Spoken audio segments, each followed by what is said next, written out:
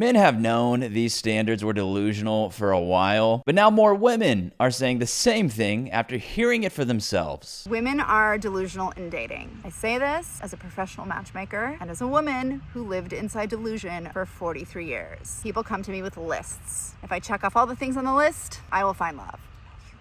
Well, why not? I mean, it's not like those lists have an obsession with arbitrary numbers that has nothing to do with a man's character, right? So women often had height, and can you guess the other one on the list? Financial security. If you are wanting a gentleman who is 6 feet tall or above and who makes over $150,000 or above, guess what percent of the dating pool you are dealing with? 1.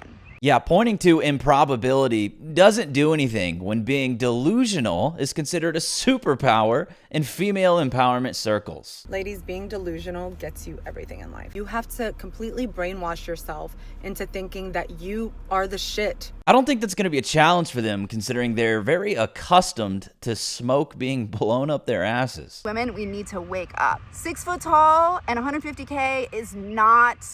It's not it. That does not include kindness. That does not include intelligence. That does not include emotional availability. Her clients don't want those traits on their own. That comes after they've established he's tall enough and makes more money than themselves, which means we have a problem here. High-earning woman's dating requirements create an impossible paradox. Female, mid-30s, based in the US, physician. Average looking in my opinion. And we can also assume that's with makeup. I do not want to be the breadwinner in the family, nor for my partner to rely on my income. I would like the option of being able to stay at home with my children without it affecting the lifestyle that I'm used to. So his money is for providing and hers is for leverage, apparently, to find a guy who makes more money than her so that he can provide. I would also like for him to be tall and have hair on his head. I found that men who are high earners fall into 2 buckets. The first bucket is that they don't really care what the profession, they just want someone who's very pretty, very young, or very traditional. Well, that's 3 strikes. How about the second bucket? The second bucket is where they do value someone's career. That's because they usually want them to contribute financially. But the irony is that the very reason that that person would choose them, she has negated by essentially saying that she wants her income to remain optional. Can't find a husband because she filters out men who don't out-earn her and doesn't want her family dependent on her income since she also wants to be a stay-at-home mom. That's what happens when women think they can have it all. So I sent her a message. You want someone who matches your high earning power. However, a man who values this quality will likely want financial contribution, which is something you're not interested in doing. So I shared 2 matches. One she declined because she said that based on his profession, she's sure that she makes at least double what he does. And the second declined her due to attraction. Well, she did say she was average looking. Average looking in my opinion. Nothing humbles you faster than liking a conventionally attractive guy. Because if you want him, so does everybody else. On the topic of appearance, one thing I never thought I'd care so much about was good skincare. But as I've gotten older and wiser, it's something I take seriously. Before, skincare seemed like a bunch of random products, and then I found Tiege Hanley and their full system designed to work together to get results. A daily face wash to keep your skin clear, exfoliating scrub to unclog pores, a morning moisturizer with SPF 20 to protect you during the day, and an evening moisturizer to repair your skin overnight. You can even upgrade your system with their eye cream or serum if you want to fight off dark circles or early signs of aging. A nice, refreshing system with premium ingredients at an affordable price to look sharp and feel confident. Taking care of your face is a crucial part of health and appearance, and this stuff is designed for men's skin, as we've got thicker, oilier skin that takes more damage from shaving and the sun.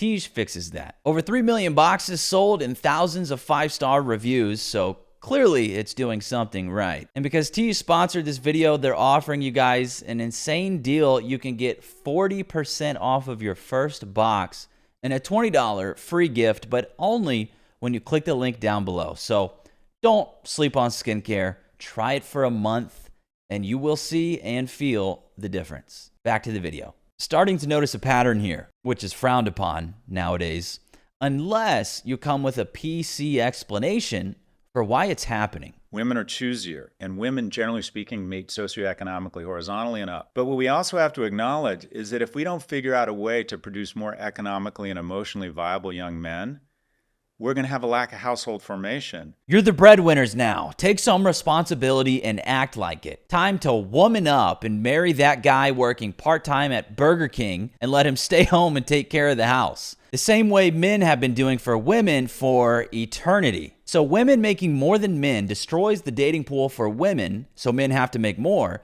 But if men make more, women will complain about the gender pay gap. So we have to do more to boost women so that they'll make more than men, but then that destroys the dating pool. Where are the men with the money that you speak of? You got rid of them, remember? You said it wasn't fair that men made more money, and so you insisted on an equal pay, and you asked for jobs and school and money to be distributed towards you. And so the men who had money now make not as much as you. You know, just like you wanted. That's what you wanted, right? Any nation that insists on giving its resources to takers, not providers, will have a lack of household formation and fall below replacement birth rates.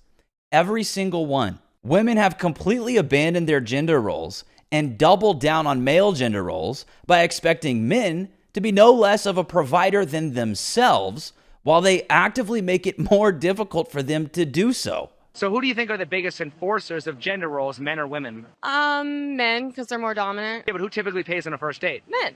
Who's typically expected to approach? Men. Who typically buys the drinks at nightclubs? Men. Who typically gets down on one knee? Men. Isn't that all traditional male behavior?